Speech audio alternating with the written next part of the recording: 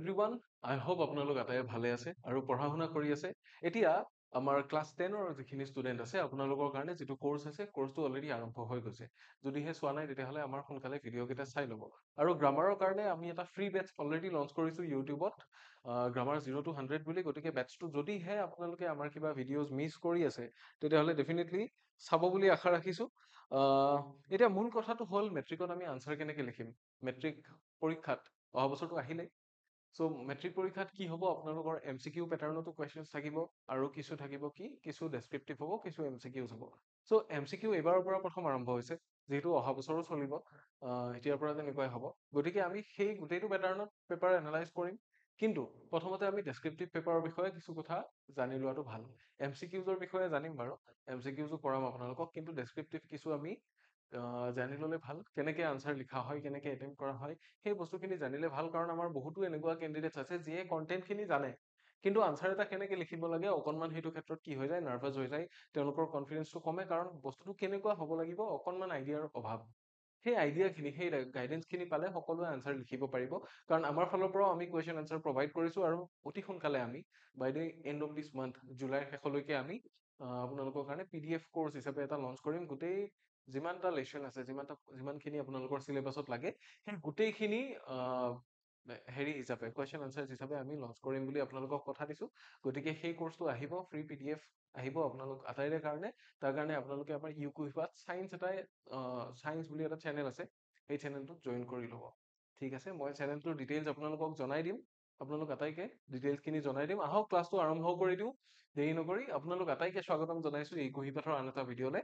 নমস্কাৰ, মই ইমন, আপোনালোকৰ ইংলিছ টিচাৰ, আৰু আমি আজি শিকিম কেনেকৈ আনচাৰ লিখা হয় HSLC এক্সামত, বা কেনেকুৱা আনচাৰ লিখিলে সুবিধা হয়। ঠিক আছে, প্ৰথম কথা হ'ল যিখিনি স্মাৰ্ট আনচাৰ ৰাইটিঙৰ কাৰণে ট্ৰিক আছে, আমি সেইখিনি কথা আলোচনা কৰিম। প্ৰথম এই কথাখিনি আমি চাম, বুজিম, তাৰপিছত আমি কেইটামান আনচাৰ ডিছকাছ কৰিম, কেইটামান আনচাৰ আৰ্হি হিচাপে লৈ আনিছোঁ, তাত কেনেকৈ কি কৰা হৈছে সেইখিনি বস্তু এনালাইজ কৰিবলৈ ট্ৰাই কৰিম। ঠিক আছে, প্ৰথম যিটো পইণ্ট হ'ল সেইটো হ'ল আমাৰ আণ্ডাৰষ্টেণ্ড দ্য কুৱেশ্যন ক্লিয়াৰলি। প্ৰথম কথা হ'ল আমি কুৱেশ্যনটোত কি সুধিছে সেইটো কথা বুজিব লাগিব। গতিকে কুৱেশ্যনটো লাগিলে দুবাৰ তিনিবাৰ পঢ়ক।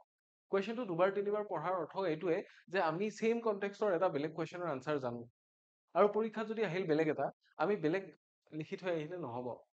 যিটো বিচাৰিছে, চাচ্ছে যেতিয়া নেলছন মেণ্ডেলাটো এটা important chapter, Nelson Mandela long walk to freedom, যদিহে নেলছন মেণ্ডেলাৰ ভিউজ অন ফ্ৰীডম সোধে তেতিয়াহ'লে সেইটো এটা বেলেগ হ'ব। নেলছন মেণ্ডেলাৰ ভিউ অন মেনছ গুডনেছ যদি সোধে সেইটো এটা বেলেগ হ'ব। এতিয়া মেনছ গুডনেছটো মানুহে কি বুলি কৈছিল নেলছন মেণ্ডেলাই, যে এনেকুৱা এটা ফায়াৰ বা এনেকুৱা এটা ফ্লেম যিটো কি কৰিব পাৰি, ঢাকি থ'ব পাৰি কিন্তু নুমাই দিব নোৱাৰি বুলি কৈছিল। এতিয়া যদি আমি সেই বস্তুটো এনালাইজ কৰোঁ, কেনেকুৱাকে কৰিম? চ' আমি প্ৰথম কুৱেশ্যনটো চাই পেলাই বুজিব লাগিব। প্ৰথম টাস্ক হ'ল সেইটো যে কুৱেশ্যনটো এবাৰ নহয় 2-3বাৰ পঢ়ক। গোটেই পেপাৰখন এবাৰ পঢ়ি লওক, তাৰ ভিতৰত প্ৰথম যিটো আনচাৰ কৰিব সেইটো কি কৰিব লাগিব, দুবাৰ তিনিবাৰ পঢ়ি লওক। আৰু এটা কথা মই কওঁ, কুৱেশ্যন পেপাৰখন যিমান পাৰি নিট এণ্ড ক্লিনকে, প্ৰশ্ন স্কিপ নকৰাকৈ যদি আৰম্ভণিৰ পৰা শেষলৈকে কৰে তেতিয়া বেছি ভাল হয়। তথাপি কেতিয়াবা কি হয়, আৰম্ভণিতে টান প্ৰশ্ন আহি যায়, ইয়াৰে পিছৰ ছেকশ্যনটো মই ভালকে পাৰিম যেন লাগে, তেতিয়াহ'লে ছেকশ্যন সলনি কৰক, কিন্তু যাতে অৰ্ডাৰ খেলি মেলি নহয়, সেইটো এটা গুৰুত্বপূৰ্ণ কথা। দেন কুৱেশ্যনটো ভালকে পঢ়ক, কি দিয়া আছে, read the question carefully and identify what is being asked. Description সুধিছে নে এক্সপ্লেনেশ্যন বিচাৰিছে নে এনালাইচিছ বিচাৰিছে নে অপিনিয়ন বিচাৰিছে, মানে কি বিচাৰিছে? ডেছক্ৰিপশ্যন মানে হৈছে বৰ্ণনা, আমাক যিখিনি ইভেন্ট টোটেল হৈছিল সেই ইভেন্টখিনিৰ বৰ্ণনা বিচাৰিছে। এতিয়া চাপোজ লেঞ্চৰ চেপ্টাৰটোৰ পৰা কি হ'ব পাৰে, বৰ্ণনা সুধিব পাৰে, যে কি হ'ল, গোটেই ৰেইন আৰু হেইল ষ্টৰ্মৰ কথাখিনি আমাক সুধিলে, সেইটো হ'ব পাৰে। সৰু বস্তু এটা দি উঠি এক্সপ্লেইন কৰিব দিব পাৰে, যে নেলছন মেণ্ডেলাই কথা এষাৰ কৈছিলে যে never ever in this beautiful land will কিবা এক্সপিৰিয়েঞ্চ দি অপাৰেশ্যন বাই ওৱান এনাডাৰ, এনেকুৱা চেণ্টেঞ্চ এটা কৈছিলে লাষ্টত। সেই চেণ্টেঞ্চটো এক্সপ্লেইন কৰিব দিব পাৰে। তেতিয়া কি কৰিব লাগিব, সেই অপাৰেশ্যন বোলা বস্তুটো কি হয়, এপাৰ্থেইড কি হয়, অকণমান তাৰেও আমি কি দিব লাগিব, আইডিয়া অকণমান দিব লাগিব। তাৰপিছত কেতিয়াবা কি দিয়ে, এনালাইচিছ দিয়ে। এনালাইচিছ মানে কি, কিবা এটা বস্তু পইণ্ট অফ ভিউ এটা দি দিব, আমি আমাৰ মতে কি কৰিব লাগে, সেইটো বস্তু এনালাইজ কৰিব লাগে, যে এইটো হয় নে সেইটো হয়, ৰাইট। আৰু তাৰপিছত আহিলে অপিনিয়ন। চ' গতিকে গোটেই বস্তুখিনি আচলতে বিচাৰিছে কি, গতিকে আপোনালোকে কি কৰিব পাৰে, যিখিনি কি ৱৰ্ডছ আছে সেইখিনিত ঘেৰ দিব পাৰে, চাৰ্কেল এটা এটা কৰিব পাৰে, যেনে কেনেকুৱা, describe, how, Y, or explain. If asked about twin obligations, don't talk about the inauguration. যদি twin obligation কথা হৈ দিছে তাতে inauguration কথা নকব, তাতে দেশৰ ফ্ৰীডম ফাইটৰ কথা নকব। টুইন অব্লিগেশ্যনছ কি আছিল একজেক্টলি? টুইন অব্লিগেশ্যনছ আছিলে দুই ধৰণৰ অব্লিগেশ্যন, দুই ধৰণৰ ৰেছপন্সিবিলিটি। যিটো ফাৰ্ষ্টটো হৈছে নিজৰ ফেমিলিৰ প্ৰতি, নিজৰ ফেমিলি মেম্বাৰ্ছখিনিৰ প্ৰতি। ছেকেণ্ডটো হৈছে কি, নিজৰ কমিউনিটি বা নিজৰ কাণ্ট্ৰিৰ মানুহখিনিৰ প্ৰতি, right? Focus only on the duties, only on the duties মানে সেই ৰেছপন্সিবিলিটিখিনিৰ কথা কৈছে। গতিকে যিটো সুধিছে যাতে একজেক্টলি সেইটো কয়। বেলেগ কিবা বস্তুৰ ওপৰত বহুত লিখি থৈ আহিলে কিন্তু নম্বৰ নাপাব। যিটো সুধিছে একজেক্টলি সেইটোৰ ওপৰত লিখা ভাল আৰু টু দ্য পইণ্ট লিখা ভাল, ঠিক আছে? তাৰপিছত আমি যাম start with a clear introduction. প্ৰথমতে আমাক প্ৰতিটো আনচাৰ, দীঘল আনচাৰ, চুটি আনচাৰটো আপোনালোকে এনেও লিখিব পাৰে, দীঘল আনচাৰ লিখোতে আমাক ইন্ট্ৰডাকশ্যন এটা লাগে। বুজি পাইনে? মানে এছে এখন লিখোতে আমি যেনেকে ইন্ট্ৰডাকশ্যন এটা লিখো, ঠিক তেনেকে যেতিয়া while attempting a long question answer, তেতিয়া আমাক এটা ইন্ট্ৰডাকশ্যনৰ প্ৰয়োজন হয়। ইন্ট্ৰডাকশ্যনটোত আমি কি ইনক্লুড কৰিম? Always begin with 1-2 lines that directly connect to the question. Directly connect to the question. Suppose আমাক টুইন অব্লিগেশ্যনৰ কথা সুধিছিল, তেতিয়া আমি কম যে মেণ্ডেলাই দুটা অব্লিগেশ্যনৰ কথা কৈছে যিখিনি অতি গুৰুত্বপূৰ্ণ আৰু মেণ্ডেলাৰ নিজৰ পইণ্ট অফ ভিউৰ ফালৰ পৰা কৈছে। এই কথাখিনি কি মেণ্ডেলাৰ নিজৰ পইণ্ট অফ ভিউৰ ফালৰ পৰা কোৱা, আৰু মেণ্ডেলাই এই চেপ্টাৰটোত এইখিনি কথা উল্লেখো কৰিছে। এই দুটা অব্লিগেশ্যন হ'ল অমুক অমুক। এটা অব্লিগেশ্যন টুৱাৰ্ডছ হিজ ফেমিলি আৰু obligation towards the people of his country, ঠিক আছে? So this sets the context and tells the examiner that your answer is on track. এটোৱে কি কৰে, এক্সামিনাৰজনক, বহি চোৱা মানুহজনক কি কৰিব, যে আমাৰ আনচাৰটো অন ট্ৰেক, আমি যিটো আনচাৰ লিখিব বিচাৰিছো আমি সেই বিষয়বস্তুটোলৈ আহিছো, সেই মুদ্দাটোলৈ আমি আহিছো বুলি তেখেতক জনাই দিব। আৰু তেখেতে এই বস্তুটো চাই ভাবিব যে এটলিষ্ট ষ্টুডেণ্টজনে বুজি পাইছে, প্ৰশ্নটোত কি কোৱা হৈছে বুজি পাইছে। ষ্টেপ মাৰ্ক থাকে ন, গতিকে ইংলিছতো আপোনালোকৰ এনেকুৱা মেথছৰ নিচিনা আজিকালি কি থাকে, ষ্টেপ মাৰ্ক থাকে, যে এটা ষ্টেপ হৈ গ'ল, ডেট মিনছ 1 নম্বৰ এটা পালে। 5 নম্বৰীয়া কুৱেশ্যন এটা এটেম্প্ট কৰোতে কি হয়, যদি মেজৰ ভুল একো নহয়, যদি টোটেল বস্তুটো ভুল নহয়, তেতিয়াহ'লে আজিকালি ইমান নম্বৰ নাকাটে, 5ৰ ভিতৰত 5ও দি দিয়ে, 5ৰ ভিতৰত 4.5 দিয়ে যদি অকণমান ভালকে আনচাৰটো লিখে। গতিকে নম্বৰ পাবলৈ এতিয়া সহজ। যেনে এক্সাম্পল এটা দিয়া হৈছে, Nelson Mandela's inauguration mark the beginning of a new democratic South Africa. এটা আমি ষ্টেটমেণ্ট এটা দিছো যে কি আমি ডেমক্ৰেটিক চাউথ আফ্ৰিকাৰ ফালে যাম, বাট সেইটো বস্তু কিহেৰে ষ্টাৰ্ট হৈছে, ইনগুৰেশ্যনেৰে ষ্টাৰ্ট হৈছে। এতিয়া ইনগুৰেশ্যনৰ বিষয়ে আমাক কিবা এটা লিখিব দিছিল, বোলে discuss the uh, discuss the significance of the day of the inauguration, এনেকে যদি দিলে তেতিয়া আমি কি কৰিম, তেতিয়া প্ৰথম আমি এনেকে লিখি দিছো, Nelson Mandela's inauguration mark the beginning of a new democratic South Africa. The word inauguration is meant কি, বাই দ্য ৱৰ্ড ইনগুৰেশ্যন উই মিন, কি মিন কৰিছো, inauguration of a democratic government which was elected, যিটো ইলেক্ট কৰা হৈছিল তেনেকুৱা ডেমক্ৰেটিক গভৰ্ণমেণ্টখনৰ কথা কৈছো। গতিকে ফাৰ্ষ্টৰ পাৰ্টখিনি এনেকুৱা হ'ব লাগিব। ফাৰ্ষ্টৰ পাৰ্টখিনি কি হ'ব লাগিব, with reference to the context, মানে আৰটিচি যিটো পয়েমৰ ক্ষেত্ৰত থাকে, কনটেক্সটোৰ ৰেফাৰেন্সটো দিব লাগিব, যে কি কনটেক্সটৰ ওপৰত আমি লিখিব লৈছো, বা সেই কনটেক্সটত এটা ধুনীয়া এনেকুৱা বাক্য লাগিব যিটোৱে এষ্টাব্লিছ কৰিব আমাৰ আইডিয়াটো, ঠিক আছে? প্ৰথম কথা হ'ল সেইটো। নেক্সট আহিব কি, মেইনটেইন লজিকেল ফ্ল' এণ্ড ষ্ট্ৰাকচাৰ। এতিয়া লজিকেল ফ্ল' বুলি কওঁতে কি হ'ব লাগিব, চিৰিজ অফ ইভেন্টছটো আপোনালোকে জানেনে, বোলে ইনগুৰেশ্যনটোৰ আগে আগে কি হৈছিল, চৰকাৰ গঠন হৈছিল, তাৰে আগে আগে যেনিবা ইলেকশ্যন হৈছিল, আৰু ইলেকশ্যনৰ কাৰণে পাৰ্মিট দিয়াৰ আগতে কি হৈছিল, 27 বছৰ কাল নেলছন মেণ্ডেলা জেইলত আছিল, তাৰে আগতে কিশোৰ আছিল। চ' যদি আমি অতীতৰ পৰা আহো তেতিয়াহ'লে আমি সেই ফ্ল'টো মেইনটেইন কৰিব লাগিব, যে কিহৰ পিছত কি আছিল, লজিকেল হ'ব লাগিব, বুজি পাইছে? আৰু ষ্ট্ৰাকচাৰটো তেনেকুৱা হ'ব লাগিব যে arrange Euro points in proper order. Introduce কৰক প্ৰথমতে, তাৰপিছত কি কৰক, এক্সপ্লেইন কৰক বস্তুখিনি কি হয়, কেনেকুৱা হয়, তাৰপিছত গিভ ডিটেইলছ, তাৰ বিষয়ে সৰু সৰু ডিটেইল দিয়ক, এণ্ড কনক্লুড, আৰু অৱশেষত সামৰণি দিয়ক। সামৰণি নিজৰ এটা যদি অপিনিয়ন দিব দিছে অপিনিয়ন দিয়ক, আদাৰৱাইজ যিখিনি বস্তু কিতাপত দিয়া আছে সেইখিনিক লৈ এটা ইণ্টাৰপ্ৰিটেশ্যন দিব পাৰে যে এই বস্তুটো কেনেকুৱা হয় বা ইয়াৰ পৰা কি বুজা যায়, ঠিক আছে? চ' তেনেকে আমি কনক্লুড কৰিম। চ' ডোন্ট ৰেণ্ডমলি মিক্স আইডিয়াছ, যিকোনো বস্তু মাজত সোমোৱাই পেলাই নিদিব, ঠিক আছে? যিকোনো বস্তু মাজত যাতে উল্লেখ নকৰে, যিখিনি কনটেক্সটৰ কথা কৈছে চিৰিয়েলি আৰম্ভণি কৰক, তাৰে বিষয়ে ডিটেইলত কওক, আপোনাৰ নিজৰ পইণ্ট অফ ভিউ দিয়ক। গতিকে মেণ্ডেলাক কি বুলি ক'ব পাৰি, মেণ্ডেলাই কৰা কামখিনি কিমান গুৰুত্বপূৰ্ণ আছিল, এনেকে কৈ পেলাই অৱশেষত সামৰণিটো মাৰি দিয়ক। গতিকে কি, সেইকাৰণে কি আছিল, ইনগুৰেশ্যনৰ ডেটোৰ ছিগনিফিকেঞ্চ বহুত আছিল, মেণ্ডেলাৰ কাৰণেও আৰু আমাৰ কাৰণেও, তেনেকে ক'ব পাৰে। চ' ষ্ট্ৰাকচাৰটো কেনেকুৱা হ'ব, প্ৰথম বেকগ্ৰাউণ্ড, মানে ক'ৰ পৰা বস্তুটো আহিছে, ক'ৰ পৰা আহিছে বস্তুটো, ঠিক আছে? চ' আৰম্ভণিটো, তাৰপিছত লাগিব কি পইণ্টছ কিছুমান, যে অমুক অমুক অমুক অমুক বস্তুৰ কথা কৈছিল, তাৰপিছত সেই গোটেইকেইটা বস্তু এক্সপ্লেইন কৰক, তাৰে ইম্পেক্টটো কি আছিল, যে এইখিনি বস্তুৰ কাৰণে এনেকুৱা এনেকুৱা হৈছিল। নেলছন মেণ্ডেলাৰ সমসাময়িক বহুতো মানুহ আছিল যিয়ে কাৰাবাস খাটিবলগীয়া আছিল, আৰু কাৰাবাস খাটাৰ ফলত কি হৈছিল, এনেকুৱা এনেকুৱা তেওঁলোকৰ লাভালাভ হৈছিল। চ' এইবোৰ বস্তুৱে আমাক কি কৰি আছে, আল্টিমেটলি এক্সপ্লেইন, ইম্পেক্টটো বুজাইছে, তাৰে পিছত ক্লজিং বস্তুটো কি কৰি দিয়ক, সামৰণি কৰি দিয়ক, ক্লজ কৰি দিয়ক। ঠিক আছে, তেনেকুৱা ধৰণৰ কথা। তাৰপিছত কি পইণ্টছ কেইটা ইউজ কৰিব দিছে, ইউজ কি ফ্ৰেজেছ ফ্ৰম দ্য চেপ্টাৰ। য়েছ, আমি যে চেপ্টাৰটো পঢ়িছো কেৱল নিজৰ বস্তুখিনি লিখিলে নহয়, কেৱল নিজে বুজি পোৱাখিনি দৰকাৰী নহয়, আৰু সেই বুজি পোৱা বস্তুখিনি লিখি থাকোতে যদি মই ইনগুৰেশ্যনৰ কথা লিখিছো, মই চেৰেমনিটোৰ কথা লিখিছো, এম্ফি থিয়েটাৰৰ কথা লিখিছো, তাতে মাজত কি আহিব লাগিব, যিখিনি কিতাপত মেনশ্যন কৰিছে তেনেকুৱা কিছুমান কি পইণ্টছ লাগিব। এতিয়া যেনে কেইখনমান জেটে কি কৰিছিল, বেলেগ বেলেগ কালাৰৰ হেৰি দেখুৱাইছিল, ফ্লেগ কেইখন দেখুৱাইছিল, এনকোচিচিকেলে লাই আফ্ৰিকা গাইছিলে কোনোবাই, আৰু কোনোবাই ডাইষ্টেম গাইছিলে, হয়নে? গতিকে এই বস্তুখিনি বেলেগ বেলেগ বস্তু যিখিনি কিতাপত দিয়া আছে, বা মেণ্ডেলাৰ মুখেৰে কোৱা কিছুমান কোটেশ্যন আছে, সেই বস্তুবিলাক যদি আমি মাজত দি দিব পাৰো, যে ইনক্লুড ইম্পৰ্টেণ্ট লাইনছ অৰ এক্সপ্ৰেছনছ ইউজ বাই মেণ্ডেলা। মেণ্ডেলাই নিজে কোৱা কিছুমান বস্তু আছে, কেনেকুৱা বস্তু আছে, যে এক্সট্ৰা অৰ্ডিনাৰী হিউমেন ডিজাষ্টাৰ আছে, হয়নে, আৰু গ্লৰিয়াছ কিবা এচিভমেণ্ট বুলি এটা আছে, তেনেকুৱা টাৰ্ম বিলাক যদি ইউজ কৰিব পাৰো আমি, তেতিয়া আমাৰ আনচাৰটো কি হয়, বেছি ইম্পেক্টফুল হয়, যে গম পাব যে ইয়াৰ কেৱল কনটেক্সটৰ নলেজটোৱে নহয়, ই কিতাপো ভালদৰে পঢ়িছে, ইয়াৰ মনত আছে মানে কিতাপৰ কোনটো লাইনত কি লিখা আছিল, গতিকে ছাত্ৰটোৱে কি কৰিছে, কেৱল পঢ়াই নহয় বুজিও পাইছে। চ' দিছ shows that you have read and understood the lesson deeply, সেইটো বস্তু বুজাব যে ভালকে লেচনটো পঢ়িছে আপোনালোকে আৰু ভালকে বুজিছে। এক্সাম্পল যেনে twin obligations, man's goodness is a flame, তাৰপিছত নট বৰ্ন হেটিং আনাডাৰ, এই যিবোৰ চেণ্টেন্স আছে, এইবোৰ কি মেণ্ডেলাই নিজে কোৱা বাক্যৰ পৰা উঠাই দিয়া কিছুমান কোটেশ্যনছ।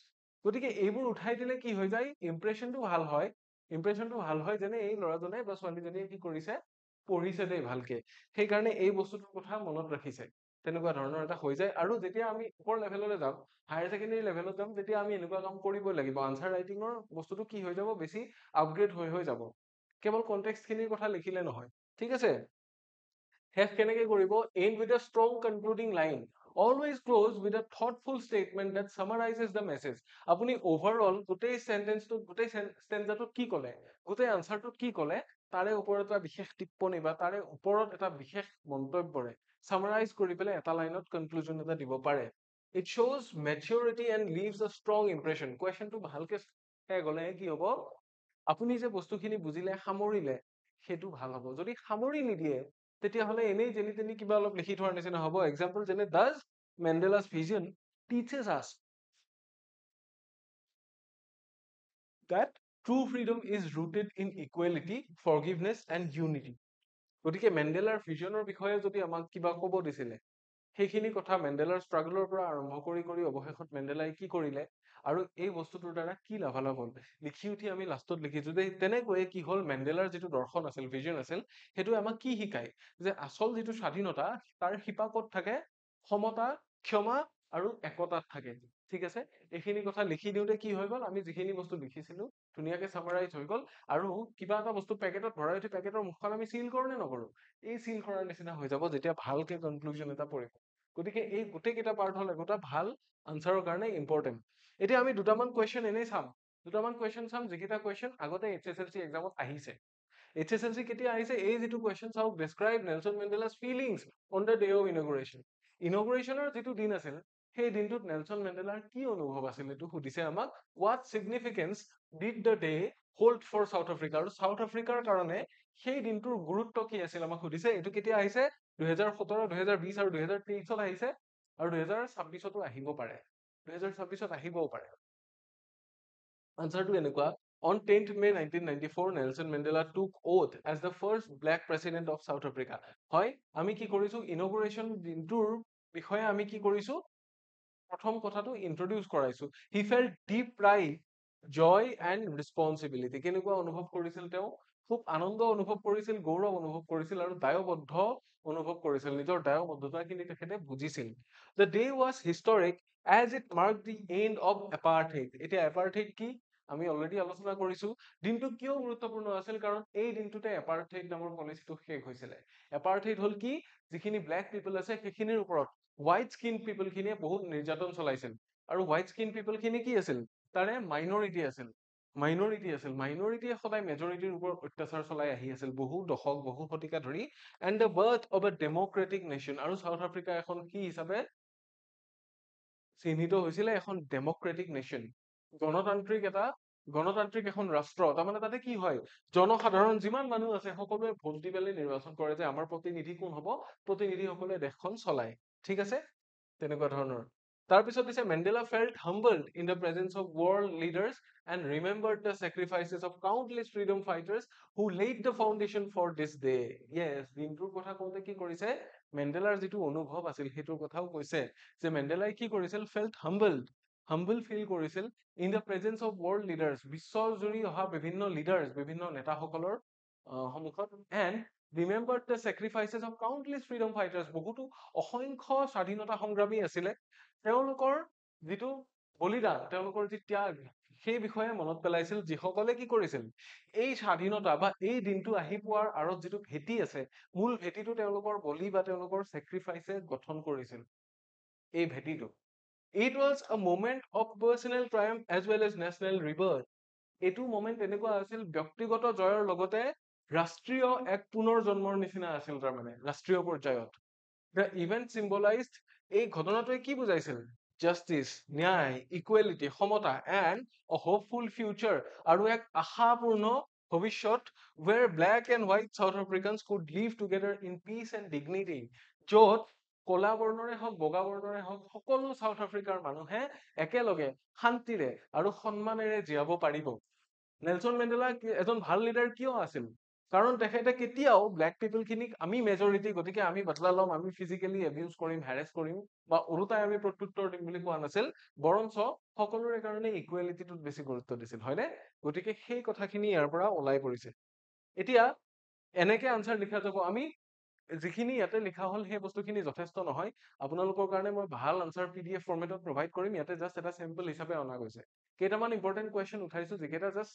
চেম্পল হয় নম্বৰ 2 টো কি দিছে চাব what are the twin obligations yes twin obligations ৰ কথা সুধিছে that Nelson Mandela speaks about তিনিটা বহুত দৰকাৰী কুৱেশ্যন আছে নেলছন মেণ্ডেলা চেপ্টাৰটোৰ এক নম্বৰটো হল কি এক নম্বৰটো হল ইনগুৰেশ্যন দুই নম্বৰ টুইন অব্লিগেশ্যন আৰু তিন নম্বৰটো হল নেলছন মেণ্ডেলাৰ যিটো পইণ্ট অফ ভিউ আছে মেনছ গুডনেছ সেইটো ঠিক আছে তাৰে বাহিৰে আপোনালোকে এপাৰ্থেইডটো চাব পাৰে আৰু ইনগুৰেশ্যনৰ দিনটোৰ যিখিনি বিৱৰণ আছে সেইখিনি বস্তু চাব পাৰে why was he unable to fulfill them earlier Nelson মেণ্ডেলাই টুইন অব্লিগেশ্যনছৰ কথা কি কৈছিল বা কি টুইন অব্লিগেশ্যনছৰ কথা কৈছিল আৰু আগতে কিয় সেই অব্লিগেশ্যনছ কেইটা সেই দায়বদ্ধতাখিনি সেই দায়িত্বখিনি ফুলফিল কৰিব পৰা নাছিল আমাক সুধিছে আৰু এই কুৱেশ্যনটো HSLC 2018ত আহিছে 2021তো আহিছে so here is the answer Mandela believed that every man has two major obligations মেণ্ডেলাই এইটো কথা বিলিভ কৰে এতিয়া আমি যদি এই কথাটো মেণ্ডেলা বিলিভ ডেটটো গুচাই পেলাই লিখো শুদ্ধ হ'বনে every man has two obligations শুদ্ধ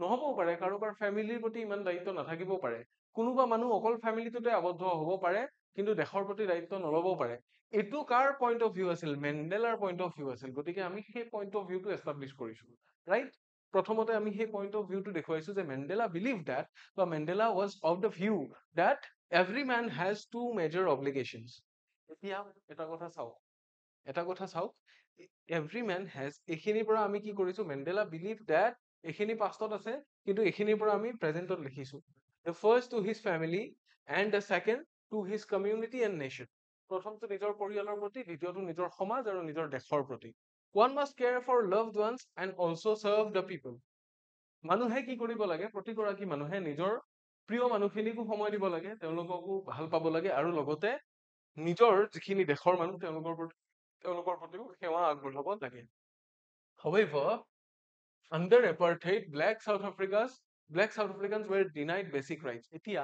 যেতিয়া apartheid চলি আছিল সেই যিটো পলিচিৰ কাৰণে তেওঁলোকে ইমান সংগ্ৰাম কৰিবলগীয়া হৈছিল সমতাৰ নামত সেই পলিচিটোৱে কি কৰিছিল যিখিনি ব্লেক সাউথ আফ্ৰিকানছ আছিল ব্লেক সাউথ আফ্ৰিকানছ মানে যিখিনি কৃষ্ণ বৰ্ণৰ গাৰ ৰং যাৰ কলা আছিলে ছালটোৰ ৰং ঠিক আছে তেওঁলোকক কি কৰিছিল তেওঁলোক were denied basic rights তেওঁলোকৰ যিখিনি মৌলিক অধিকাৰ সেইখিনিও তেওঁলোকক দিয়া হোৱা নাছিল so Mandela like many others, আন বহুতৰ দৰে মেণ্ডেলাই কি কৰিছিল, had to choose between his home and his people. তেওঁ কি কৰিবলগীয়া হৈছিল, নিজৰ ঘৰৰ কথা চিন্তা কৰিম নে নিজৰ দেশৰ কথা চিন্তা কৰিম, তাৰে মাজত বাছনি কৰিবলগীয়া হৈছিল। কিয়? কাৰণ তেওঁ ব্লেক স্কিন মানুহ আছিলে।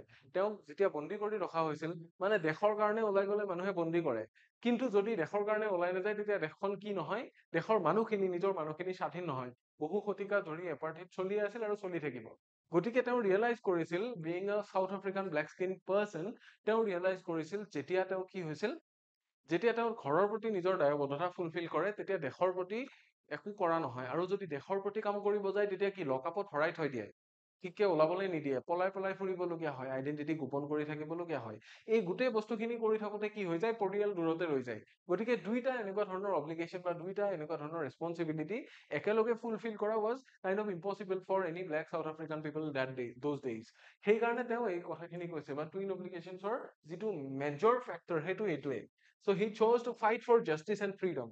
অৱশেষত কি হ'ল, sacrificing his personal comforts and his family life, নিজৰ যিটো পৰিয়ালৰ লাইফ, নিজৰ ব্যক্তিগত আৰাম, সেই বস্তুখিনিক পাহৰি পেলাই, সেই বস্তুখিনি ত্যাগ কৰি, সেইখিনি গোটেইখিনি গিভ আপ কৰি তেওঁ পৰিয়ালৰ কথা বাদ দি নিজৰ সমাজৰ কাৰণে, দেশৰ মানুহৰ কাৰণে কাম কৰিবলগীয়া হৈছিল। His life became a commitment to national duty, আৰু নিজৰ জীৱনটো কি হৈ গৈছিল, ৰাষ্ট্ৰৰ প্ৰতি, দেশৰ প্ৰতি যি দায়িত্ব, তাতে তেওঁ সঁপি দিছিল নিজৰ জীৱনটো। As true freedom could not be achieved without ending racial oppression. যদি তেওঁলোকৰ গাৰ বৰণৰ ওপৰত ভিত্তি কৰি যেনেকে দমাই ৰখা হয়, সেই বস্তুটো যদি কি কৰা নহয়, সেই বস্তুটো যদি শেষ কৰা নহয়, তেতিয়াহ'লে কোনো মানুহ স্বাধীন হ'ব নোৱাৰিব বুলি কৈছে। যে ব্যক্তিগতভাৱে কোনো স্বাধীন নহয় যেতিয়ালৈকে দেশখন স্বাধীন নহয় বা কমিউনিটিখন ইণ্ডিপেণ্ডেণ্ট হৈ নাযায়, সেই কথাখিনিকে কৈছিল। এয়া আছিল টুইন অব্লিগেশ্যনছৰ কথা। কিন্তু ইয়াতে আমি জাষ্ট চেম্পল হিচাপে আনিছো, মই বাৰে বাৰে কৈছো এইখিনি বস্তু চেম্পল হিচাপে আনিছো, কাইণ্ডলি ইয়াতে দিয়া আনচাৰখিনি যাতে আপোনালোকে পৰীক্ষাত নিলিখে। মই পৰীক্ষাত লিখিবৰ কাৰণে এক্সট্ৰাকে আনচাৰ নিজাকে বনাই দিম, আপোনালোকক চিন্তা কৰিব নালাগে। ডেছক্ৰাইব মেণ্ডেলাছ, চাব, describe Mandela's views on freedom. স্বাধীনতা মানে কি আছিল মেণ্ডেলাৰ বিষয়ে, মেণ্ডেলাৰ মতে। How did this understanding of freedom change with time. এতিয়া প্ৰথমতে স্বাধীনতা বুলি কি বুলি ভাবিছিল, আৰু গ্ৰেজুৱেলি এই বস্তুটো কেনেকে সলনি হ'ল সেইটো আমাক সুধিছে। এইটো আহিছিল HSLC 2019ত আহিছিল আৰু 2022ত আহিছে। আৰু এই যিখন পেপাৰ আপোনালোকে পাইছে, এইখন অলমষ্ট 2010 মানৰ পৰাই চাগে চলি আহি আছে, চেঞ্জ হোৱা নাই এতিয়ালৈ চিলেবাছটো, মানে টেক্সট বুক আৰু হেৰি চেঞ্জ নাই হোৱা। আনচাৰটো চাব, কি এজ এ চাইল্ড, শিশু হিচাপে Mandela saw freedom as the ability to play and live freely. প্ৰথমতে শিশু হিচাপে কি বুলি ভাবিছিল, যে ভালকে খেলিব পালে, ভালকে জীয়াই থাকিব পালে, মুকলিমূৰীয়াকে ঘূৰি ফুৰিব পালে, সেইটোৱে স্বাধীনতা বুলি ভাবিছিল। আমিও তেনেকে ভাবো, সৰু দিনত পঢ়াখিনি শেষ হ'ল, ঘৰুৱা কাম শেষ হ'ল, এতিয়া ক্ৰিকেট খেলিব যাব পাৰিম, আমাৰ কাৰণে সেইটোৱে স্বাধীনতা। আমাৰ আইডিয়াও নাই যে দেশখন স্বাধীন কৰাৰ নামত ফ্ৰীডম ফাইটাৰ্ছখিনিয়ে কি কৰি থৈছে। So' Mandela was one of those kids earlier. তাৰপিছত কি হ'ল, he started becoming one who fought for the country, who fought for the justice and freedom of his own people. ঠিক আছে, but as he grew older he realize that he and his people were not truly free. সেইটোৱে যিমানে ডাঙৰ হৈ আহিল, ইমানে ৰিয়েলাইজেশ্যনটো কি হৈ গ'ল, চেঞ্জ হৈ গ'ল। গ্ৰেজুৱেলি ৰিয়েলাইজ কৰিল যে এই বস্তুখিনি কি নাছিল, মই দেখোন পোৱাই নাছিলো। কিন্তু for so many days, for so many years, I have been considering myself as free person. But then I saw this side of my life, this side of my people, and I realized that we were never free. আমি কি কৰো, under apartheid they face injustice and restrictions in every part of life. এই বস্তুটো কেতিয়া realise কৰিছিল, যেতিয়া তেখেত লাহে লাহে ডাঙৰ হবলৈ আৰম্ভ কৰিছিল, ডাঙৰ মানুহবিলাকক দেখিছিল। কাৰণ তেখেতৰ আগতেও বহুত ফ্ৰীডম ফাইটাৰ্ছ আছিল, তেখেতৰ সময়ত গৈ পেলাই শেষ হৈছিল। আৰু তেখেতে কি কৈছিল, হি ৱাজ দ্য চাম অফ অল অফ দেম। তাৰমানে যিমানখিনি ফ্ৰীডম ফাইটাৰ্ছ আছিল তাৰে মই চাম, তাৰে গোটেইখিনি যোগ কৰিলে মোক পোৱা যায় বুলি কৈছিল। তাৰমানে তেখেতে সকলোৰে লগত আছে, দেখিছে, সকলোকে দেখা পাইছে, দূৰৰ পৰাও দেখিছে, লগতো থাকিছে, আৰু তেখেতৰ লগৰ সমসাময়িকো বহুত কণ্টেম্পৰাৰী কি আছিল, ফ্ৰীডম ফাইটাৰ্ছ আছিল। আৰু ইণ্ডিয়াৰ নিচিনা ফ্ৰীডম ফাইটাৰ নহয়, তাৰমানে ইণ্ডিয়াত কি আছিল, ব্ৰিটিছ ৰুল আছিল, তাতে কিন্তু এপাৰ্থেইড আছিল। তেওঁলোকৰ নিজৰে কিছু মানুহ, নিজৰ কাণ্ট্ৰিৰে মানুহ, কিন্তু কি আছিল, সেইখিনি minority, on the basis of the colour of their skin they were oppressed. ঠিক আছে, তাৰপিছত কি লিখিছে, his understanding of freedom grew deeper. মানে as he grew older the understanding kept on going deeper. ঠিক আছে, এইটো এজৰ লগে লগে হয় ৰিয়েলাইজেশ্যন, আৰু সেই ৰিয়েলাইজেশ্যনটোৰ কাৰণে তেওঁ গ্ৰেজুৱেলি কি কৰিবলৈ আৰম্ভ কৰিলে, সেই যিটো টুইন অব্লিগেশ্যনছৰ কথা কৈছিল, প্ৰথম অব্লিগেশ্যনটো তেখেতে চেক্ৰিফাইচ কৰি নিজৰ কাণ্ট্ৰিৰ কাৰণে, for the welfare of his own people, he started fighting. ঠিক আছে, it wasn't just personal liberty but the right to live with dignity and equality. Gradually এই বস্তুটো ৰিয়েলাইজ কৰিলে যে freedom was not about roaming freely without any fear. Freedom was not about being able to play with your friends. Freedom was not about bathing in a clear stream. But এটো কি আছিল? Liberty, personal লিবাৰ্টিৰ বিষয়ে নহয়, but right to live with dignity, সন্মানেৰে মূৰ তুলি আত্মসন্মানেৰে জীয়াই থকা এণ্ড সমতা লাভ কৰা in terms of rights, in terms of basic rights, মৌলিক অধিকাৰখিনিৰ ক্ষেত্ৰত Mandela believe that no one is free until all are free. যদি as a unit, যদি as a whole গোটেই মানুহখিনি যদি ফ্ৰী হৈ নাযায়, তেতিয়াহ'লে তাৰে মাজত থকা ব্যক্তিসকলো কি নহয়, ব্যক্তিগতভাৱে কিন্তু স্বাধীন নহয়. So this belief shaped his entire life's mission. আৰু এই যিটো বিশ্বাস আছিলে, এই বিশ্বাস বা এই ধাৰণাটোৱে কি কৰিছিল, তেখেতৰ গোটেই জীৱনৰ যিটো যাত্ৰা আছিল, সেই যাত্ৰাটো গোটেই মিছনটোক এটা শ্বেপ দিছিল, এটা নিৰ্দিষ্ট আকৃতি প্ৰদান কৰিছিল. To fight not just for himself but for the collective freedom of his people. আৰু তেওঁৰ লক্ষ্যটো কি হৈ পৰিছিল, মিছনটো আছিল কেৱল নিজৰ কাৰণে নহয়, কালেক্টিভলি গোটেই মানুহখিনি সামগ্ৰিকভাৱে গোটেই মানুহখিনিৰ কাৰণে ফাইট কৰাটো তেখেতৰ জীৱনৰ লক্ষ্য বা মিছন হৈ পৰিছিল. দেন কুৱেশ্যন নম্বৰ 4, এইটো আমি ডিছকাছ কৰা আজিৰ লাষ্ট কুৱেশ্যনটো হ'ব. এই কুৱেশ্যনটো কি, man's goodness is a flame that can be hidden but cannot be extinguished. এইটো এটা ফেমাছ কোট আছিল from that lesson. It has been extracted from that lesson and it has also been included in his autobiography called Long Walk to Freedom. Explain কৰিব দিছে, এই লাইনটো কোটেশনটো তেনেকে উঠাই দিছে, আমাক কি কৰিব দিছে, এক্সপ্লেইন. আৰু এই কুৱেশ্যনটো কেতিয়া আহিছে, কুৱেশ্যন 2016ত আহিছে, 2023ত আহিছে, আহি যাব পাৰে 26ত. গতিকে যিকেইটা বেছি কমন কুৱেশ্যন আছে আমি প্ৰিপেয়াৰ কৰিম, আমি প্ৰতিটো কুৱেশ্যনে প্ৰিপেয়াৰ কৰিম, কিন্তু যিকেইটা বেছিকে আহিছে সেইকেইটা যাতে অলপ হ'লেও চবে চাই, ঠিক আছে, অলপ হ'লেও যাতে লিখিব পাৰে, সেইটো মই বিচাৰিছো. চ' আনচাৰটোত কি কৰিছে, কোটটোৰ বিষয়ে প্ৰথম we will go with the context. This quote reflects Mandela's faith in human nature. Human natureৰ কথা কৈছে. মেণ্ডেলাই কি বিশ্বাস কৰিছিল, যে মানুহৰ ভিতৰত কাইণ্ডনেছ থাকিবই থাকিব.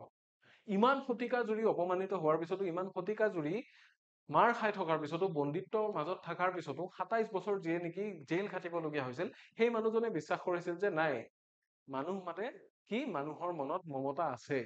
মানুহ বুলি কিয় কয় আমাক, মানৱীয় গুণসমূহৰ কাৰণে কয়, নহয় জানো? So even if I am a jailer, even if I am a villain in someone's point of view, I might have a family for whom I am kind enough. ঠিক আছে, গতিকে that means I have humanity, I have kindness in myself. এই কথাটো কৈছে, ঠিক আছে. So he believed that all people are born with the capacity for love, not hate. মেণ্ডেলাই এই কথাটো দৃঢ়ভাৱে দেখুৱাই দিছে বা কৈছিল যে প্ৰতিগৰাকী মানুহে কি কাৰোবাক হিংসা কৰি বা কাৰোবাক বেয়া পাই জন্ম পোৱা নাই.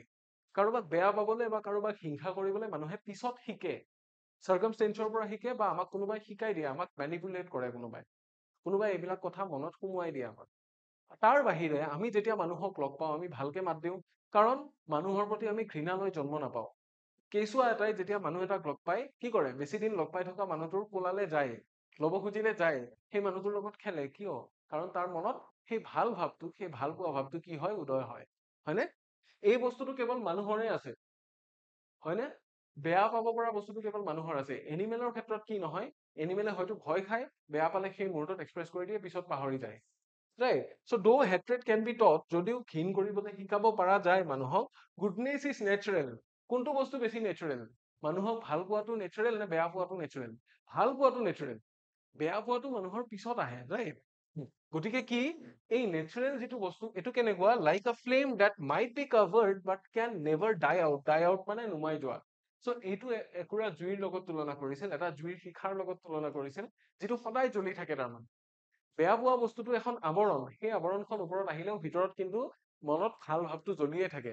গতিকে তাক কেতিয়াবা কি কৰিব পাৰি, ঢাকি দিব পাৰি, কিন্তু নুমাই দিব নোৱাৰি. মানে মানুহৰ কাইণ্ডনেছ বা মানুহৰ যিটো মানৱীয় গুণ, সেইখিনি নাইকিয়া হৈ নাযায় বুলি কৈছিল মেণ্ডেলাই, ঠিক আছে. তাৰপিছত কি কৈছে, even during his 27 years in prison, 27 বছৰ কাল জেলত থাকিও তেখেতে কি ৰিয়েলাইজ কৰিছিল, Mandela met guards and officials who showed kindness. এনেকুৱা গাৰ্ড কিছুমান লগ পাইছিল যিয়ে অকনমান দয়া দেখুৱাইছিল, ৰাইট? মই এষাৰ কথা কৈছোৱে যে মেণ্ডেলাই খুব পিয়াহত পানী খাব বিচাৰোতে তাতে থকা গাৰ্ডজনে মেণ্ডেলাৰ গাত পেচাব কৰি দিছিলে. যদি পানী খাব বিচৰা পিয়াহত থকা মানুহ এজনৰ গাত পেচাব কৰি দিয়ে, তেতিয়াহ'লে সেই মানুহজনে কেনেকে এইটো সম্ভৱ যে সেই মানুহজনে ভাবি ল'ব যে মানুহৰ মনত এতিয়াও কাইণ্ডনেছ আছে, ঠিক আছে? আমাৰ নিচিনা কোনোবা হ'লে এটা বিদ্বেষী মনোভাৱ এটা লৈ পেলাই ওলাই আহিলহেঁতেন যে চবকে মাৰিম, কিন্তু মেণ্ডেলা এজন গ্ৰেট লিডাৰ আছিল আৰু তেখেতৰ যিটো ৰিয়েলাইজেশ্যন, তেখেতৰ পইণ্ট অফ ভিউটো বহুত হাই ক্লাছ আছিল। সেইকাৰণে তেওঁ ৰিয়েলাইজ কৰিছিল যে কি these moments strengthened his belief that human beings are capable of love and forgiveness. এই যিখিনি ঘটনাৱলী হৈছিল, এই ঘটনাখিনিয়ে তেওঁক এই বিশ্বাসটো দিয়াইছিল যে মানুহবিলাক কি ভাল পোৱাৰ যোগ্য, ক্ষমাৰো যোগ্য। লগতে কি দিছ মেছেজ shaped his leadership, আৰু এই যিটো বাৰ্তা, এই বাৰ্তাটোৱে তেওঁৰ যিটো নেতৃত্ব, সেই নেতৃত্বটোক এটা নিৰ্দিষ্ট আকৃতি প্ৰদান কৰিছিল। He forgave his enemies and united a divided nation. তেওঁ কি কৰিছিল? নিজৰ শত্ৰুবোৰক ক্ষমা কৰিব জানিছিল, ক্ষমা কৰিব জানিছিল, লগতে আনকো শিকাইছিল। আৰু অৱশেষত কি হ'ল, এটা ডিভাইড হৈ থকা নেশ্যন এটা, যিটো ব্লেক পিপল এফালে আছিল, হোৱাইট পিপল এফালে আছিল, even though whites were the minority, কিন্তু তেখেতে অৱশেষত কি কৰিলে, তেওঁলোকক ইউনাইট কৰিলে as a nation, as democratic South Africa বুলি কি কৰিলে, ইউনাইট কৰিলে। গতিকে Mandela's words remind us that hope and goodness always survive even in the darkest times. গতিকে মেণ্ডেলাৰ যিখিনি শব্দ, মেণ্ডেলাই কৈ যোৱা এই কোটেশ্যনটোৱে আমাক এটাই কথা মনত পেলাই দিয়ে যে আশা আৰু মমতা, দয়া মমতা এইবিলাক সদায় থাকে। আটাইতকে অন্ধকাৰ সময়খিনিতো কি থাকে, ৰাতিটোৰ যিখিনি সময় আটাইতকে আন্ধাৰ, তাৰে ঠিক পিছে পিছে পোহৰ হবলৈ আৰম্ভ কৰে। গতিকে সেই বস্তুটো মেণ্ডেলাই দেখুৱাইছিল, ৰাইট? আমাৰ কনক্লুডিং পইণ্টটো কেনেকুৱা হ'ব লাগে, ইয়াতে অকণমান আইডিয়া পালে। মই আপোনালোকক আগতেও কৈছো, এই আনচাৰ কেইটা জাষ্ট চেম্পল হিচাপে চাব।